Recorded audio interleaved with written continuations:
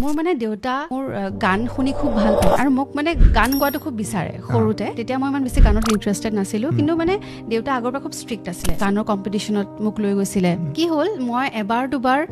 তিনি বছৰমান কনচিষ্টেণ্টলি মই ফাৰ্ষ্ট প্ৰাইজ পাইছিলো তাৰপিছত লাহে লাহে মোৰ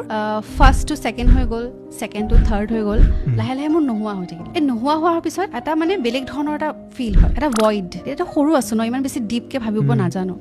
চ' তেতিয়া মই মাক কৈছিলো যে মা মই কিন্তু আৰু প্ৰতিযোগিতা কিন্তু অংশগ্ৰহণ নকৰোঁ দেই মায়ে কৈছে কিয় যে নাই কোনো বস্তুৰ বেষ্ট কেনেকৈ মানুহে ক'ব পাৰে মইতো নিজৰ মতে মই বেষ্ট গাইছিলোঁ মইতো এৱাৰ্ডটো নাপালোঁ মইতো প্ৰাইজটো নাপালোঁ গতিকে সেই ক্লাছ 9 নে 10 হ'ব দেই তেতিয়াৰ পৰা মই কম্পিটিশ্যন কৰা বাদ দি দিলোঁ চ' সেইটো মোৰ কাৰণে এটা চেঞ্জ আছিলে মোৰ নিজৰ মাজত যে মই নাযাওঁ আৰু প্ৰতিযোগিতাত কাৰণ কি মই মোৰ বেষ্ট দিছিলোঁ মই নিজে ভালে শুনিছিলোঁ কিন্তু চবৰে মতে সেইটো বেষ্ট নহ'বও পাৰে কাৰণ কি এইটো খুব ছাবজেক্টিভ হয় ন